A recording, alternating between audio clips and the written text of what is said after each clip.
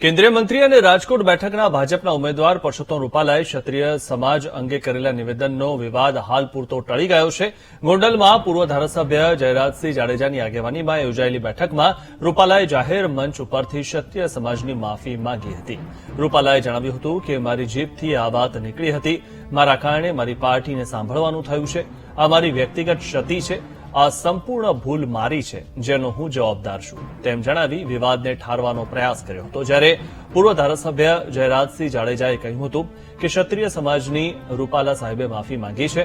રૂપાલા સાહેબની જે ભૂલ થઈ છે તેને સમાજે ભૂલવાની છે. આખા રાજપૂત સમાજનો નિર્ણય છે. રૂપાલા સાહેબની માફી સાથે મુદ્દો અને વિષય પૂરો થાય છે. મને માફ કરી દો. તમે એકવાર માફીને પાત્ર બની ગયા છો. તમે એટલે કોઈ સમાજ નથી. સમાજને ખોટો ગુમરાહ ન કરો. દેશને અત્યારે શું જરૂર છે એમાં હું તમને વિનંતી કરું છું, તમે જોડાઈ જાઓ. અને એક છતાંય કઈ કરવું હોય તો કરી લેજો. મિત્રો, મારી બીજી વાત, મીડિયામાં ભારતીય જનતા પાર્ટીએ ક્ષત્રિયને શું આપ્યું હિસાબ કરો. થાય છે હિસાબ?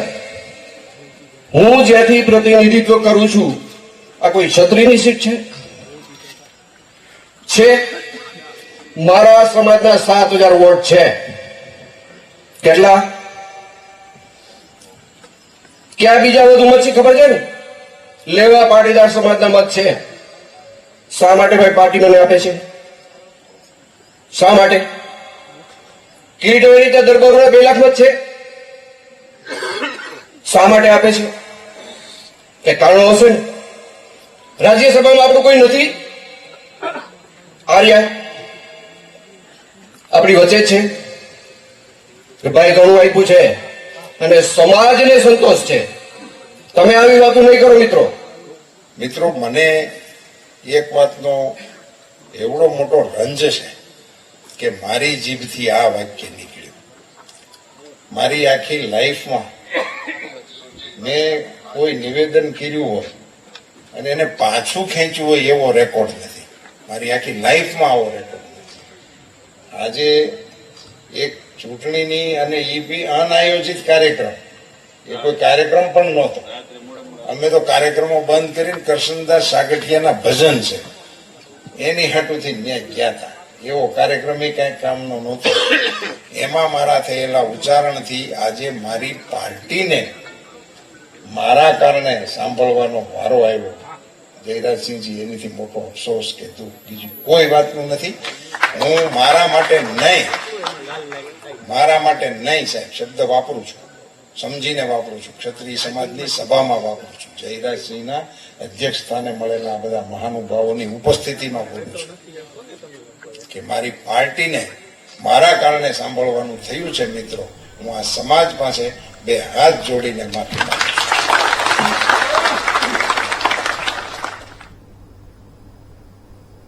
રાજકોટ ક્ષત્રિય સમાજની મહિલાઓની ગોંડલ જતા પહેલા અટકાયત કરવામાં આવી. શિમડા ગામના પાટિયા પાસેથી પોલીસે અટકાયત કરી હતી. રાજકોટ ગ્રામ્ય એલસીબી પોલીસે ક્ષત્રિય સમાજની મહિલાઓની અટકાયત કરી હતી. ત્યારે અટકાયત બાદ ક્ષત્રિય સમાજના મહિલા આગેવાનોનો ઓડિયો વાયરલ થયો છે. પદ્મિનીબા વાળાનું વિવાદ અને અટકાયતને લઈને નિવેદન સામે આવ્યું. જયરાજસિંહ જાડેજા અંત કહ્યું ત્યાંથી અંત નથી. તમે કોનો સપોર્ટ કર્યો તે વિચારજો. મહિલાઓની અટકાયત કરી તેને બદલે રૂપાલાની અટકાયત થવી જોઈએ. ક્ષત્રિય સમાજના ભાઈઓ બેઠા હતા અને જોતા રહ્યા. શરમ આવી જોઈએ. જય માતાજી સર્વને.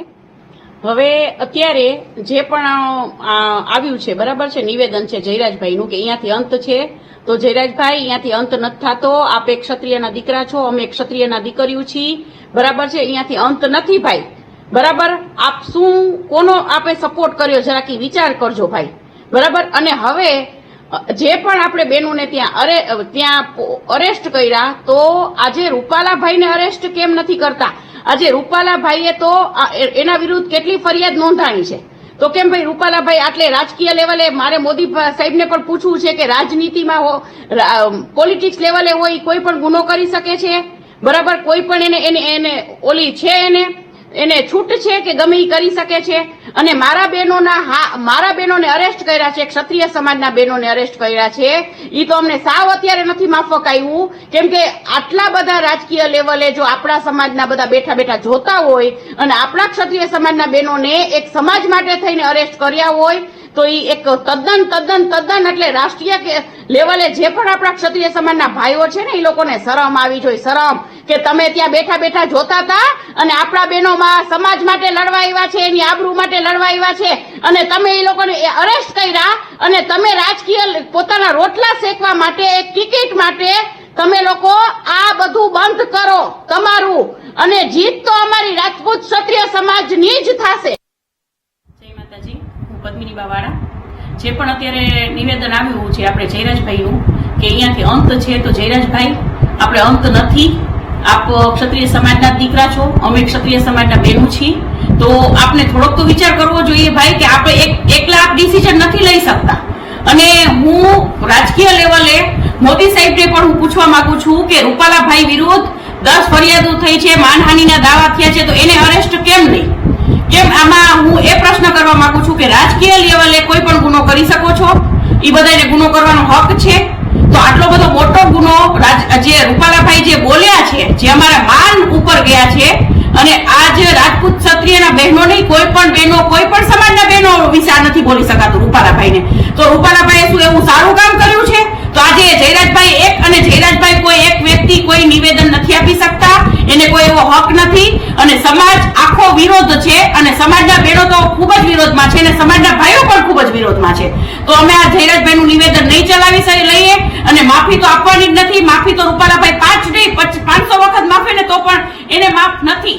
રૂપાલાભાઈની ટિકિટ રદ કરે, જયરાજભાઈનું કોઈ રાજપૂત ક્ષત્રિય સમાજ સ્વીકારશે નહીં અને અમારો વિરોધ સતત ચાલુ રહેશે. બરાબર છે? અને રૂપાલાભાઈની ટિકિટ રદ જ થવી જોઈએ. અને બીજું કે આજે અમારા બહેનો ત્યાં ગયા હતા અને તેમને અરેસ્ટ કર્યા છે, તો જયરાજભાઈ નહીં, બીજા બધા ભાઈઓ રાજકીય લેવલે આપના રોટલા શેકો.